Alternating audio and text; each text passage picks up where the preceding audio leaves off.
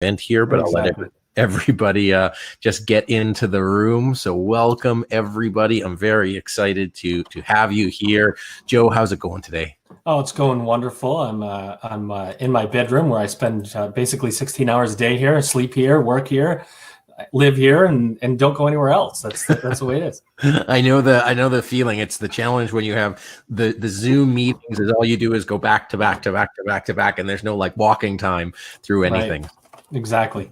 But I roll out of bed and I just walk 3 feet and I'm working. So you know how it is. Yep. What has kept you busy this morning? Well, 2 kids, so a 6-year-old and a 3-year-old. So they keep me pretty busy. And then, I'm a chief operating officer and executive vice president with Claremont Lincoln University, which is a university that offers socially conscious graduate degrees. And so they keep me pretty busy and spreading the message of hope and strategic living and learning throughout the masses. That's awesome. Well, it's a time, it's never been more important to have that. And so that's one of the reasons that we're just really grateful to have you on our show. So for those of you just joining us, I'm joined by Dr. Joe Sallustio. Did I get that right? You did. Excellent. Well done. Thank you. It helped you put the LinkedIn thing on there. I'm going to tell you that was my sticker. He is the executive vice president and chief operating officer of Claremont Lincoln University, and he was part of the higher education team of the year for 2019. So, I'm just really excited to speak with you today. One of the reasons I'd love to learn more about what you do and what keeps you busy. One of the things I was really excited about is as a company, we do so much work in education. It's such a critical time, I think, in history for education to be what it is because it's looking forward. So really love to know more about what you're up to, what you're looking forward to, and how we can help sort of educators and leaders out there. But before we do that, why don't you tell us a little bit about you and your bio, and then we'll go from there. Sure. So just a real quick story about myself. I'm originally from upstate New York, Syracuse. I grew up there. I went to my undergrad there. I hated school every step of the way. Took a one-way Amtrak train, which does anybody even know what Amtrak is these days? I don't know.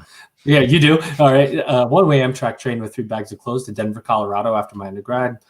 Set up life in Denver, got a graduate degree, still hated school. Made my way even further west to Southern California, completed a doctorate degree. It's kind of ironic that I ended up in education for now almost 20 years with I hated school up until I got old enough to really appreciate learning, right? That's the key. And I guess once you have kids and you start to get more responsible and really understand what learning can do. But I've made a passion of changing people's lives. I mean, I've invested my entire career into delivering education to people that need it and seeing them prosper and grow economically, fiscally, in every way possible with education. It's been really a fulfilling journey up to this point. And, I work for Claremont Lincoln University, as you said. Our goal with our graduate degrees is a socially conscious education is what we offer. We have 4 key skills in mindfulness, dialogue, collaboration, and change, really built for today's world, right? Where people are distant, don't talk to each other, can't talk to each other. Look at the election, what that's done to our society. Our education is really primed to be a problem solver for leaders to learn how to deal with others. And so I'm really honored to be here at CLU and honored to have you have me on your live stream today. Yeah, that's awesome. So we're streaming live on we got a webinar. We're going to turn this into a podcast. And we also have some people on YouTube live. So Jason Heckel, who's on our team, is going to be managing the chat. So if anybody has any questions there, but for now, we're going to primarily do this for audio. I'm really excited to speak with you. Obviously, we've got a lot of senior leaders that listen to our podcast, that follow us on YouTube. And there's sort of 2 convergent tracks that I'd love to talk to you about. One is what you're seeing in terms of or your experience in the leadership role at CLU. How did you come up with the strategy? How did you decide it? What is the process for creating that transformational change? And really sounds like rather progressive compared to a lot of other academic institutions. And so the mind share of that or how you approach that. And so that's one track. And then the other track is like, there's so many educators out there that, I don't want to say they've been left to their own devices, but in March of this year, nobody really gave them a COVID playbook. Nobody Right. told them how to engage online. You have supported schools, you have charter schools, you have people struggling with enrollment, struggling with retention. I know those are things that, you've successfully driven. So I want to sort of take those two tracks and then just sort of pick your brain and learn from you and really help the leaders out there, whether they're leaders in education or leaders in life. And funnily enough, my background is all of my parents are teachers. My mom's a teacher. My dad was a teacher and was a teacher. And I chose the entrepreneur route. So I didn't like education, a C student. So we got that in common, which is awesome. But tell me about what has it been like in your role at CLU? What was the process for creating the strategy? And then we'll go from there. It's interesting because higher education really has two forms, right? Well, let's say three. You're a big school. And when I say big school, it's something someone recognizes. They have D1 sports. You could be we'll call it mid-sized school, where you're offering degrees, could be at any level. You maybe have between 5,000 and 10,000 students, and under 5,000 students are generally your private institutions. Could be religiously affiliated, could be liberal arts based, right? So it's interesting because CLU was a small, and I mean small, very small private institution that was created specifically to address how we can learn to treat others as we expect to be treated. 10 paying students? All right. So we had about 35 students. 10 were paying anything. And when I say something, I mean not much. And that's because as a new institution that was created as of 2014, when we got our independence from how we were incubated, we had to go through 2 years of creating outcomes. When you're a new institution, you have to create outcomes in order to get accredited. So we had to go through the process of basically scholarshiping everybody at 100% in order to get the outcomes so that you could get the accreditation, right? Right. So here I am, I'm brought in to grow enrollment. That's the main goal. We've got accreditation. We've got Title IV funding, which means financial aid, as you would understand it to be. And now, Joe, we need to grow this university. How are we going to do that? So you have to, first thing I did is I had to look at the infrastructure and say, not one person I had on staff understands how to grow, right? We understood how to service students that were not paying anything, but we didn't understand how to grow to paying students that we're now expecting something out of their learning, right? Coming with higher expectations. Once you make that transaction, your expectations completely change. So how do we scale? And then secondly, how do we move as quickly as a technology company? That's the way I approach higher education in general, higher education leadership. If I have to move at the speed that higher ed generally is known for moving for, I've already lost. I have to move at the speed of technology. The students moving at the speed of technology. Businesses are moving at the speed of technology. Higher ed has to move at the speed of technology. The student can go on Amazon, order a pair of sneakers, and get it within 48 hours. If they have to wait for something in higher ed, they're going to go somewhere else. There is somebody out there in higher education that is delivering it quickly. So I need to be fast and agile. So we developed and created an infrastructure of knowledgeable. We had to build knowledge. We had to build capacity. Knowledge building was an important part of this. What is retention? How do we define it? How do we track it? What's the data look like? How do we bring data as the foundation for all of our decision making? That was really a key component, right? Oh yeah, we want to grow enrollment. How do we do that? Oh yeah, we want to keep students. How do we do that? What's the data tell us about our students? Who are we even recruiting? So we instituted a model of taking amazing staff people that needed to grow their knowledge, put that into place, and then we had to hire, right? We had to hire some people around that knew how to do this. And so sometimes you reach into your pool of people you've worked with in the past and go, oh gosh, I really trust this person. I'm going to bring them in. I'm going to have them help me show people what's possible. The mind change, right? Change happening. Is that somebody who had done it before? Like you brought people who had been there, done that as the example? Okay. Yeah, had to because their expectation of it happening was there, right? Somebody from the outside goes, oh, I've done this before. I'm looking at Claremont Lincoln University. I see the potential. Oh, I would love to grow enrollment versus a person who we might have had on staff that goes, oh, it's really hard to recruit right now. all of a sudden, boom, explosion. Our enrollment goes up from the 10 paying students at the time to now at approximately 300 graduate students, okay, over a 2-year period, 2.5-year period.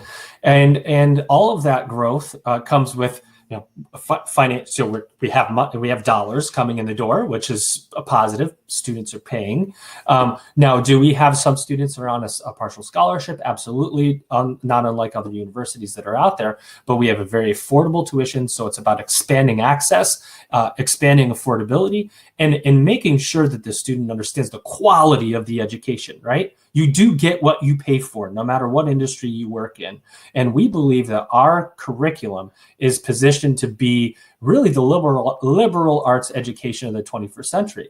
And if you can't deal with each other respectfully, you see what happens when that's the case out there in society. And are you talking, and so that was fundamentally the value proposition of the school and had it like really be clear and as part of like the mission of the school? Yeah, right. Define the mission. Now we're looking at brand.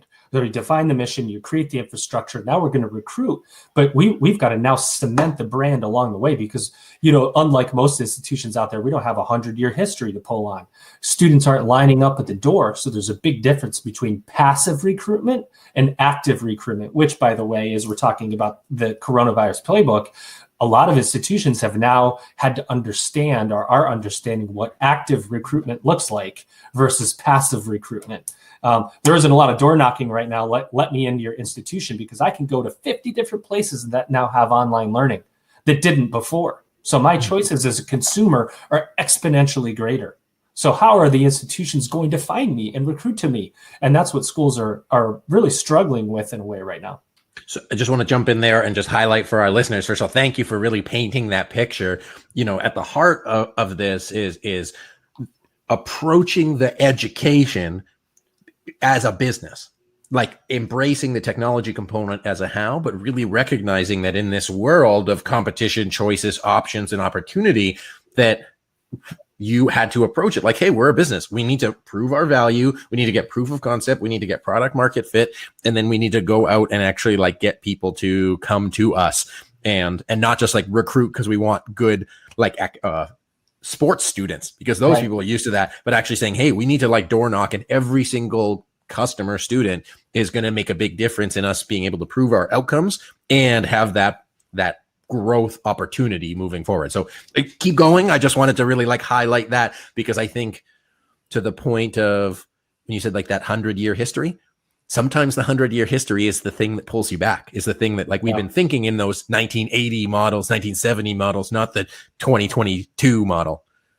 Totally. And to your point, there is and has been, and it's getting a little less now, where people within higher education don't look at it like a business. That's lessening. I think more people are understanding that higher education is a business, right? Fundamentally, it's a business. You have a transaction of dollars. I have dollars. I'm a consumer. I buy something. It gets delivered to me. Now, over time, it's not just like an Amazon product, right? It's going to be over time, and I am an active participant in getting that delivery, but there's still a transaction and can still take my dollars and go somewhere else if I want to. I can pick up at any time and go to a competitor, which, by the way, is going to be marketing to me to transfer my credits to them. So, it's time to wake up and realize throughout our industry that the words consumer, the words finance and financial, those are real words within higher education. And there are a lot of schools right now with financial tightening. I like to say financial tightening because it can mean so many things, right? But to your point, yes. So scale the business. Now start branding, right? So our challenge at Claremont Lincoln University is not the delivery of the education. We have amazing faculty. We have core skills, mindfulness, dialogue, collaboration, and change that are really built for society, right? When you see the George Floyd stuff and all of the social unrest, our curriculum teaches people how to work together in a way that's practical, not theoretical. But now we have a brand. We've got to expand that brand. We've got to market. We've got to find you. We've got to make you interested in our curriculum. We've got to get you where you are. Students that look at a graduate degree level, they may not be ready right this moment, but 6 months from now, they're ready. So we've got to nurture you. We've got to look at this as a difference of cultivate versus capture when it comes to marketing. right? We need to cultivate your interest if you're not yet interested, and keep you interested until you are. But if you're at an interest point that's high, we need to capture your interest right now. So that marketing bifurcates, the messaging bifurcates, but we need both of those groups over time, right? So the cultivate and capture foundation is important to our marketing and to our brand. So that's the way we approach it. So from that perspective, because we have sort of like, and should maybe ask a dumb question. You have the administration, obviously, where you're at that higher level, then you have the teachers. Was it a challenge of getting people on board to that, like recognizing that they don't just have to like do the job of teaching, but fundamentally like the teachers are the product in this, like the whole culture of what the school was? Did you have any challenges getting people on board to that? Or, what were the steps that you took to get that buy-in to have people like recognize that as you move forward? That's a really good question.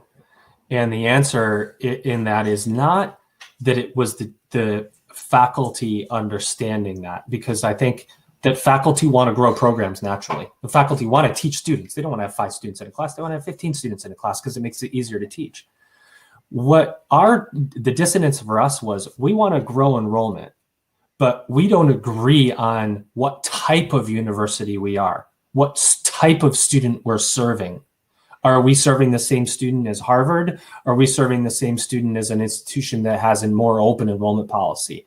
That positioning was causing great disagreement at the beginning. And then also, when you're looking to increase enrollment, you may have policies in place that limit that. And now I'm somebody who's created a policy, and I have some pride of ownership. Now I've got Joe coming in telling me, you got to change that policy if you want to enroll people. And I go, I'm not changing my great policy. So all of a sudden you realize, even if you create the infrastructure, that there is a policy. Sorry, my garage door goes open when somebody leaves the house. I can't stop that. That's working from home. But your policies in place, your catalog, the way you look at things has to fundamentally change if you want to grow enrollment. To your point, if you're an institution that is turning away 95% of your applicants, you have to have 100% of people applying to turn away 5%. But if all of those people stop applying because their choice goes up, or because there's just less applicants out there, that strategy doesn't last. Yeah, that's one of the things I'm a little bit worried about for schools, higher education, all business, but within the context of education, is we've dealt with like a level of certainty for such a long time, like not that, and now just it's to use the disruption, like education is being disrupted by like multiple places. Like, how much is education actually worth? Like, what am I paying for? Do I even need it?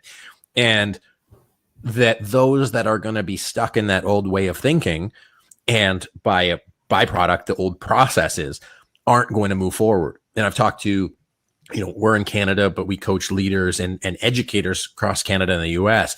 And I see it all the time, the gap between like who's leading and who wants to look forward, and who is like stuck in that previous mindset and just saying like, hey, I can't move forward unless we have that buy-in, especially when it's people above. Can you speak? I don't know if you've had that experience or what you've seen in other educational organizations, especially since sort of COVID's kicked in.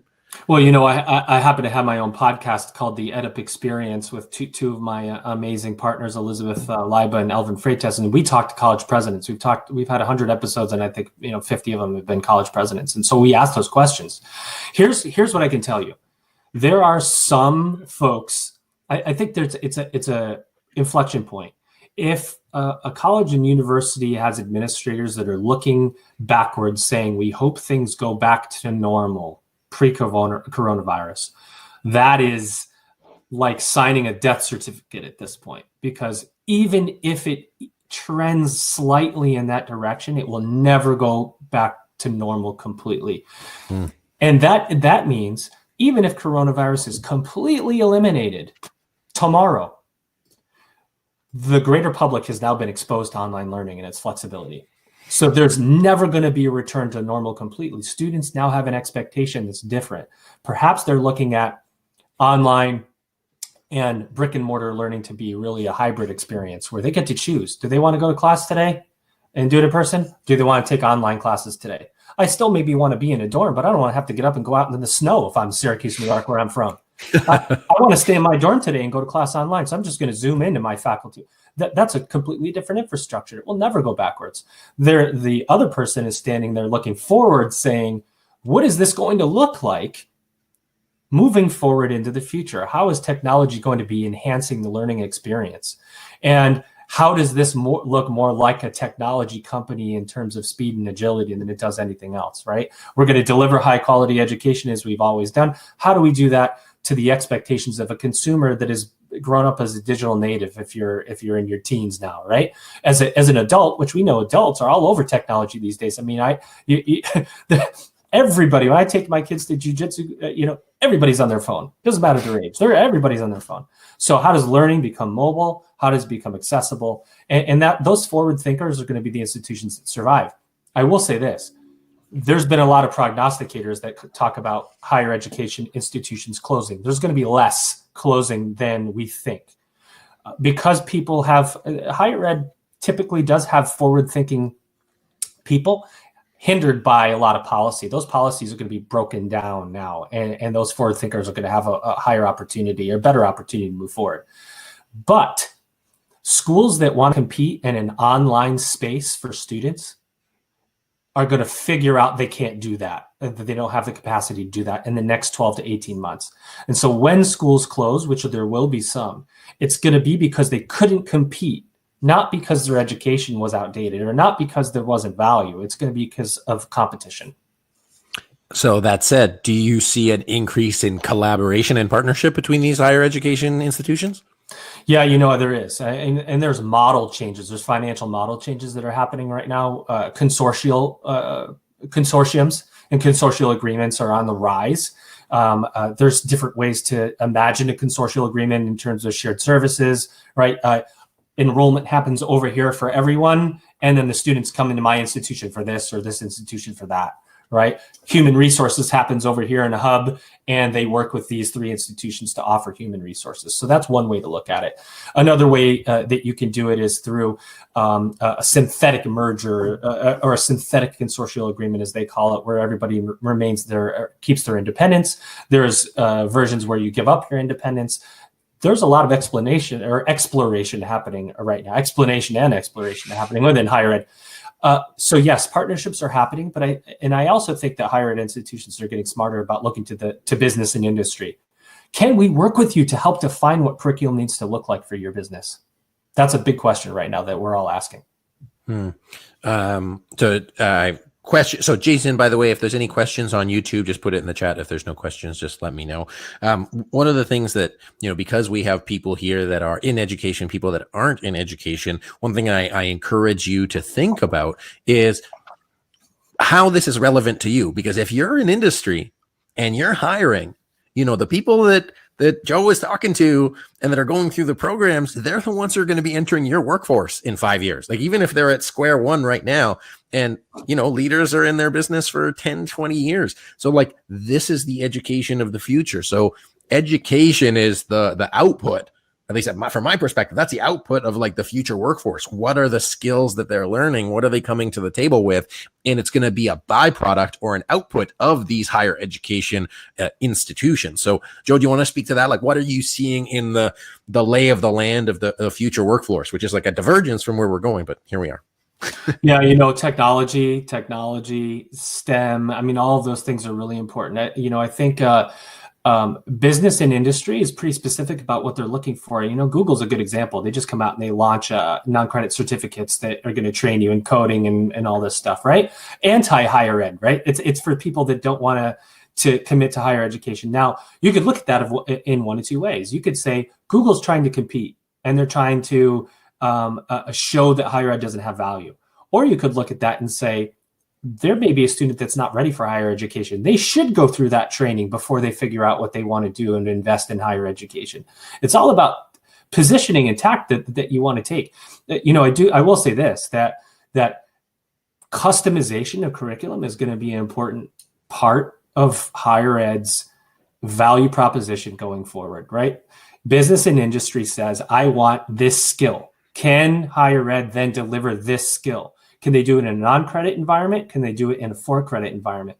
One of the hardest things for higher ed is curriculum change, right? Curriculum change, whether it's pride of ownership with tenured faculty, or it's just curriculum that's been approved. If you change that curriculum by a certain percentage, you have to resubmit your program for approval through the Department of Ed and through your accreditor.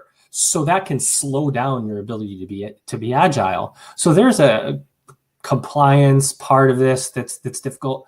Now, if you change it and tweak it little bits at a time, you can do that without going through a full accreditation process. That's important, right? But non-credit, if you do anything non-credit, you can customize that curriculum 7 ways from Sunday. It's a question of whether you have the capacity, the agility, and the drive to do that and invest the time in it.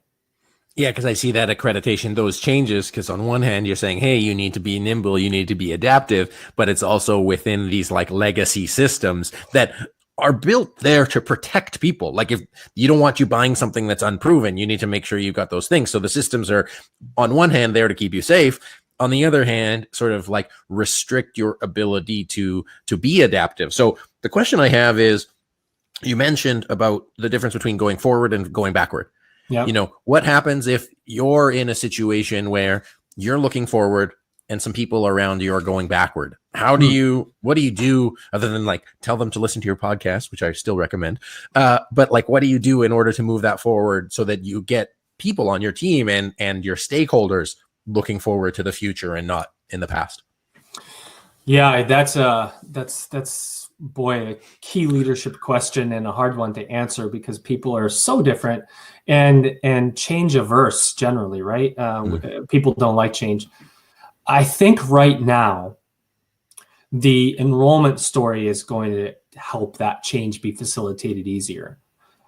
Most institutions, I'm going to say most and generalize, there's so many institutions across the country, but the enrollment declines are happening. They're happening at most educational levels in higher education, associate degree, bachelor degree, right? They're just happening. And that's happening for a few reasons, mostly due to the coronavirus right now, okay? I'll tell you, my co-host on the EdUp Experience, her daughter is thinking about taking a gap year. She wants to be on campus. She's not going to go back to school because it's not ready for her. And so she goes to work for a year instead. That's going to happen more and more. The question is, can you pull those people back out of work and get them back into school? And if you can, will they come full-time or part-time? So that's where all the change comes from. How do you move people along? The enrollment numbers will tell the story. And I think it's going to be easier to achieve that in higher ed than ever before. First of all, because you're going to have to invest in systems and technology and people that know what they're doing. And second of all, because if enrollment is on the decline, then everybody is looking around going, how much longer can we sustain here?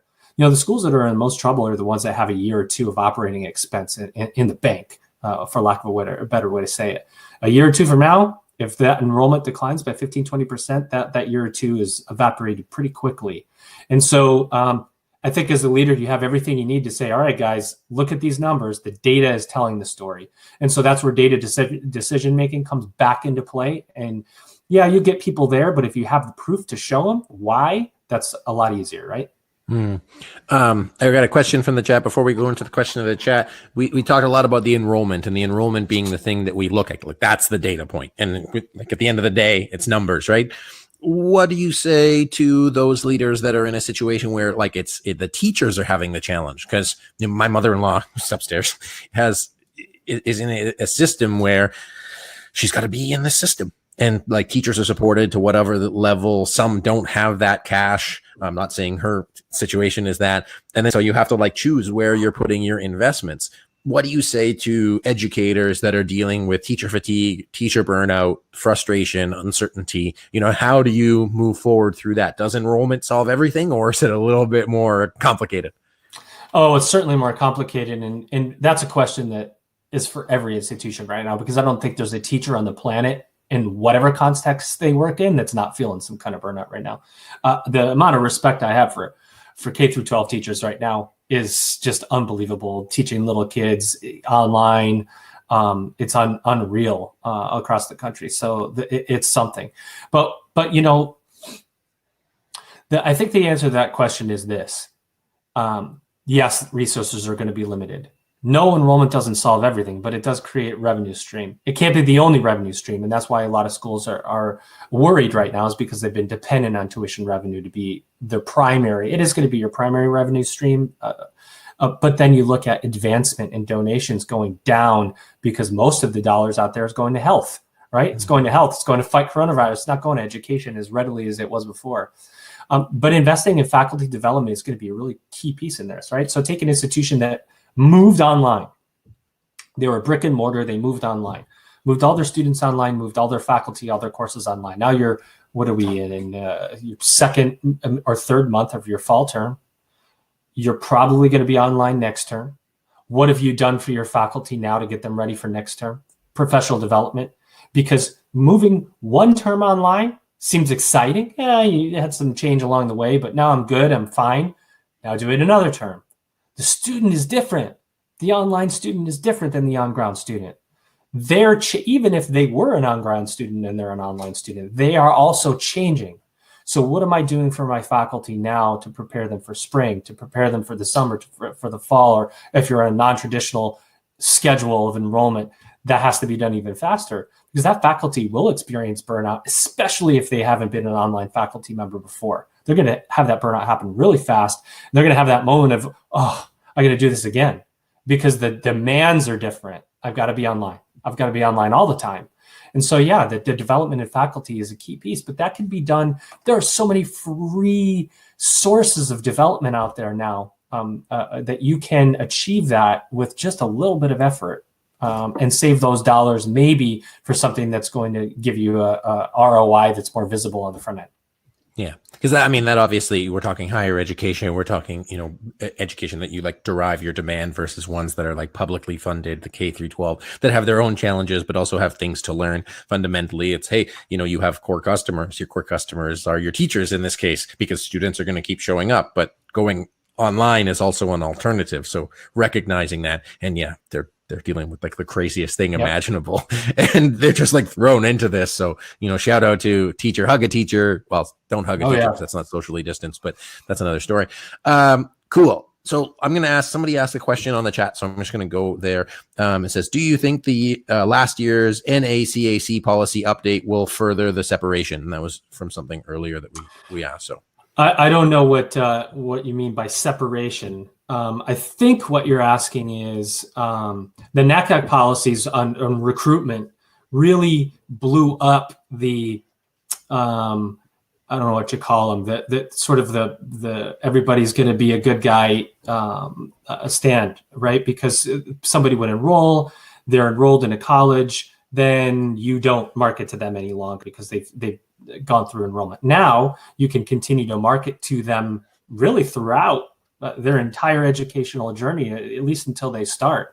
So it's created and broken down some of the barriers that created the honor system for recruitment, right?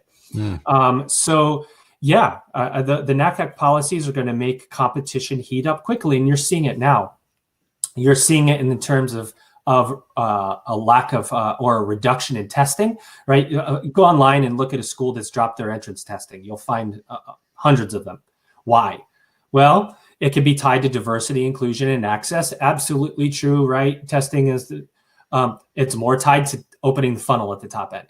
Anybody that tells you that it's not about increasing enrollment is blowing smoke, right? Dropping entrance testing is to simply increase the number of applicants, right? So that is a tactic that schools are using to create a top of funnel that looks larger.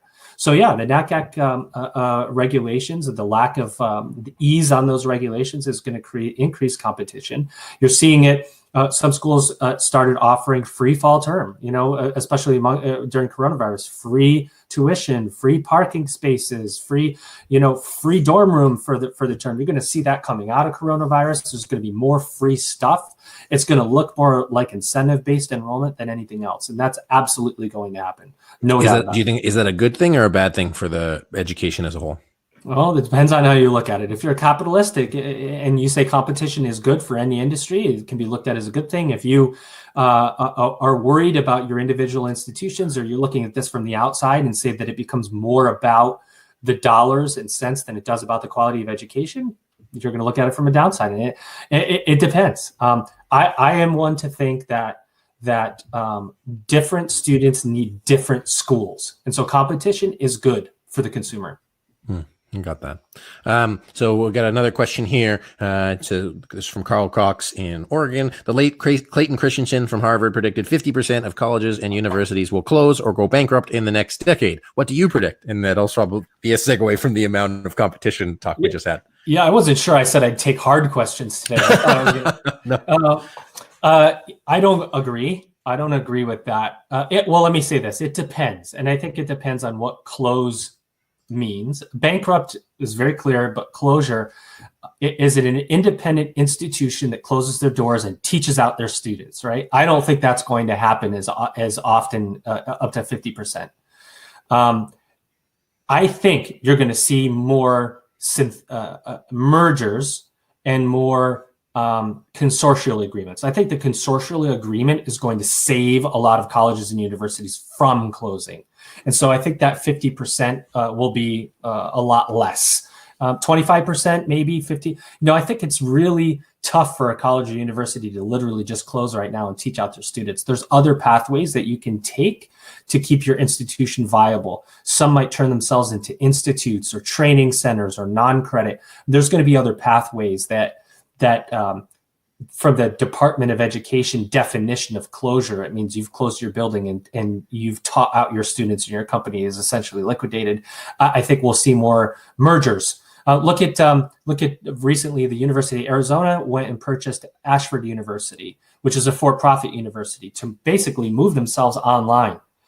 Did Ashford close? No, it will cease to exist over time, but it's not necessarily a closure as much as it is a merger and survival in that way. So, I think it will depend on how you look at that statistic and how you define those terms.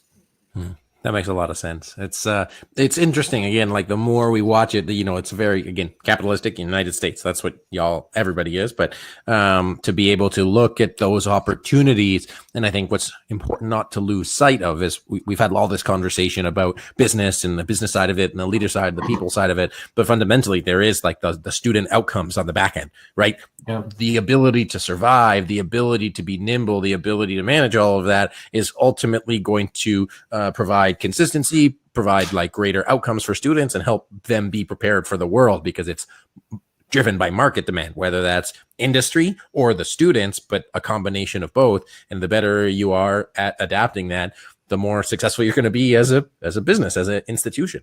I did have another question about all of that, because we talked about the enrollment piece a lot. Retention. What do you see as being the key drivers to retention moving forward? Is it more of the same, or is it a different approach? Yeah, I'd say that depending on your university, you're still trying to figure that out, right? Online school, online delivery, you're really looking for retention to a certain term, right? Retention to third term generally indicates to you that your student's going to persist through the program. Versus if you have that student on ground, retention looks completely different. You can go to their classroom and knock on the door and say, or call them and say, where are you in class today? I think it's a different outlook. But yes, retention is as, if not more important than enrollment. And you figure it like this: you've got to enroll 2 new students for every one you lose that was in school that comes out. It's a really, if you're losing them out the back door, it doesn't matter how many you put in the front door. And so there have to be elaborate systems in place. I think technology and investments in technology are going to be absolutely key. Can I right now do everything I could do on ground and do it online? Do I have writing support? Do I have open access resources instead of books, right? Could my institution eliminate book costs and go to all open resources to both save me time of ordering books and save me extra money, right? So what am I doing to retain? That's a retention tool. What are my orientations look like on the front end for online learning?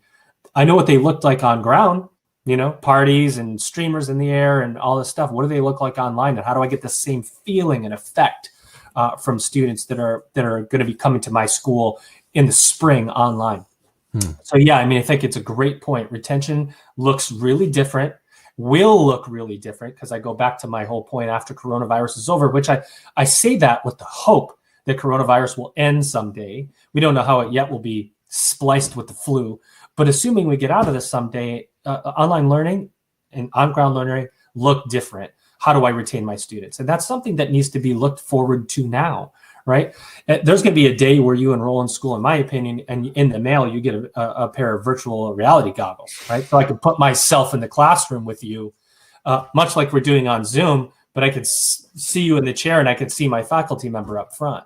You know, I mean, I think it's gonna be really wild to see what happens in the future. That's trippy, but you heard it here first, ladies and gentlemen. Joe, how are we doing on time? I'm great. Okay, cool. Yeah. A couple more questions in the chat because this is awesome. So one is around, in terms of remote learning, what will the role of badges and certificates and like workforce development play for today's university students? Because you see a lot of like, I mean, the world of gamification, and LinkedIn, I think, really led forward on that. And they acquired Lynda and all that stuff. You know, how do you see that moving forward? And do you see the value of those certifications and those accreditation, formal accreditation, being as valuable, more valuable, less valuable moving forward? Yes, to all of that. The key there is that universities have to realize that there is now a demand for different ways to learn beyond the degree. The degree might be something you still go and get, but the whole concept of lifelong learning, the 60-year curriculum, is the fact that you may be in and out of your educational journey. I want a skill in this, I get a badge, I put on my resume, I go get a job. Oh, I need a degree, I go get it, I come back, I put that on my resume. Oh, I need another skill, I go get it, I got a badge. My employer advances really quickly and says, hey, we need to get you trained in X, Y, and Z. And then I can go and get that at the university.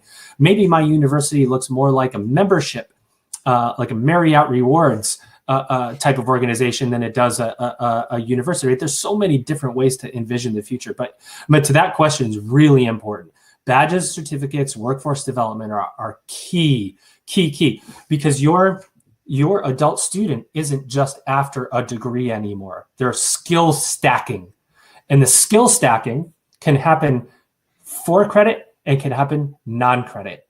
Your non-credit could be your entry to for credit, right? If I get 3-4 non-credit skills and go, man, I really would like to formalize my leadership in this, then I go get the degree. So it's a way you can create a loss leader in a way doing that, but you can also create mass, right? So you see Google doing that. Amazon is invested in that. Amazon partners with a lot of universities to do that. So we're doing that at Claremont Lincoln. We're looking at badging skills throughout the degree so that they can immediately go on the resume and making more marketable. Yeah, I play video games, and so that's what I thought of as like, hey, if you want to advance to like level 30, like you need to have like this much XP in here. And like the idea of just-in-time learning, you know, it took me 7 years to do my degree, but I was grateful because I ran a couple businesses at the time. And it's like not only like the learning, but the actual application of it and the practical stuff, like learning for the future. So I think that's going to be neat to see how, from a competitive advantage place, from a consumer, you know, how does that differentiation go? And then like, what are you going to trust more? You know, my background is French. They value higher education, like the name brand of it. Yeah. Now, is that name brand going to be as good as a level of certification? You got an A+ over here, or whatever Topaz certification over here. Okay, is that going to be good enough for what I need? And I see that also potentially disrupting hiring. Like if you're like, hey, I need like this, and throw that into a software now that you can virtually hire from anywhere, you're like, great, this person on the other side of the country has something I need. I'm going to hire them and do it remote. Or the business that says, I'm investing in my own training and skills development, so why do I need to send somebody anywhere else? I'm going to hire them and train them myself. I mean, I think that's a big part. By the way, you're talk about the university and the brand recognition is really important, a part of this, because even at the degree level, the thought is, and I think the position that most people have is, if I go to this university that I know well and everybody's ever heard of, and it costs like $100,000 to go there per year, that I'm somehow getting a higher quality education. I don't necessarily believe that. I think that educational quality is pretty even across the board. There are very similar practices. There are faculty members that teach at very well-known universities and teach at the smaller liberal arts university over here. The same faculty member, the adjunctification of faculty allows them to teach at multiple locations. So quality of education is really high across the board. What you pay for was a perceived level of networking, that if you happen to go here, you're getting something that's going to create a better job for you along the way. I think that's really shrinking. I think elitism in university colleges and universities is really becoming blurry because consumers, savvy, financial adult students value their dollar more than the wealthy parent or kid paying for an elite university at a 18, 19-year-old, affect. I just think that when you got two kids and a job and you're paying, really careful about how you spend those dollars for your higher education. Yeah. What's the value equation, right? It's like, what do you value and what are you going to get out of it?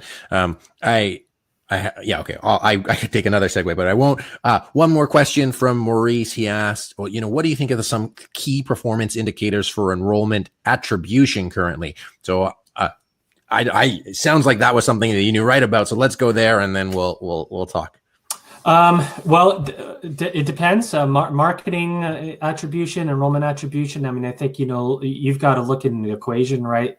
When you're looking at enrollment, I'm looking at me personally, I'm looking at my cost per lead, cost per enrollment, and my cost per start. My acquisition costs are really important. Looking at a three-tiered way of recruitment through Google, through organic, and through other, as I call it, which is referral, podcasts, other media that you can look at.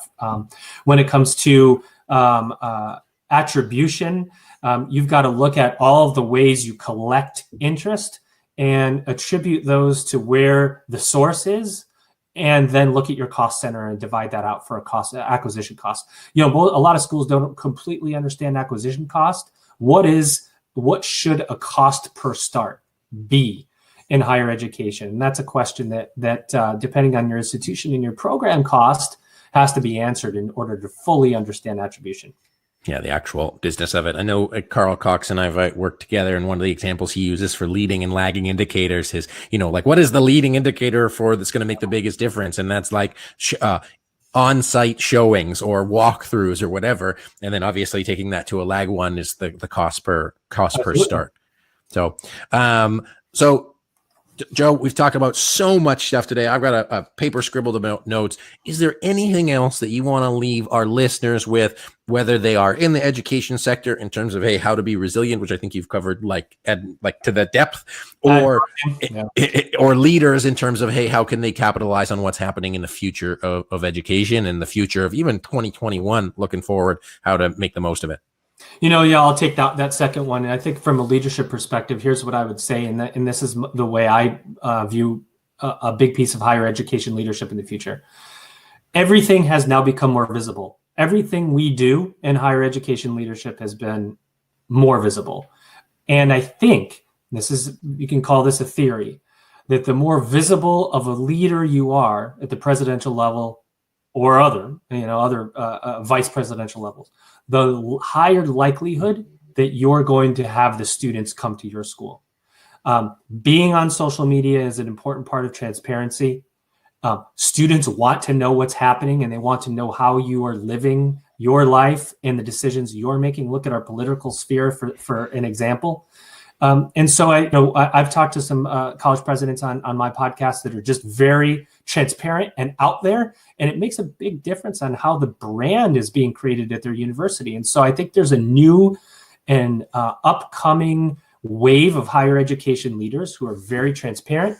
They're very visible to their constituents, and they are a part of that community versus higher education in the past has been crystal tower-ish, right? You never know who was behind the curtain running it. But I think that today that changes. And social media is a very, very powerful way to make or break your institutional brand and mission and everything else that goes along with it.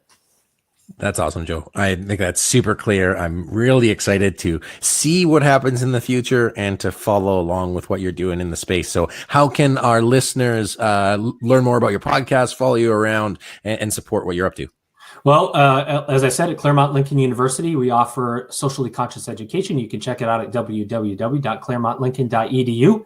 For anybody interested in a very fast-growing higher education podcast, check out www.edupexperience.com, and you can find me on LinkedIn anytime. That's awesome. Thank you so much, Joe. It's been such a pleasure chatting with you. Such a fun conversation. And I just thank you. That's all I can say about that one. Thank you. Ladies and gentlemen, my guest today is Dr. Joe Sallustio, who is the Executive Vice President and COO at Claremont Lincoln University. Please check out his podcast. You know, we need great, smart leaders leading the world, leading people forward. If you enjoyed today's podcast, please like and share, subscribe, share it with somebody that you care about, especially if you're in the education space, because it's going to move with or without them. And I'd rather your people be prepared and have the tools that they need so they can be proactive instead of reactive. My name is Anthony Taylor. This has been the Strategy and Leadership Podcast Live. Been joined by Joe. Joe, thanks again. It's been such a blast. We're going to stick around for a little bit, but appreciate you joining me today. It's an honor. Was I supposed to say something? I thought you're good. I'm just going to give it the dramatic pause, and then. I liked it. I liked it. No, it's been an honor. Thank you. I don't know if you've ever seen Nardwuar, the human serviette. No, he does this thing where he like poses for a picture and just stops and doesn't do anything. Shout out Nardwuar. And he just like waits for however long it needs to be, just doesn't move until somebody reacts. So that's what I was doing for you there. But no, I can just stop the stream now. And again, Joe, I really appreciate it. And I'll debrief with you later.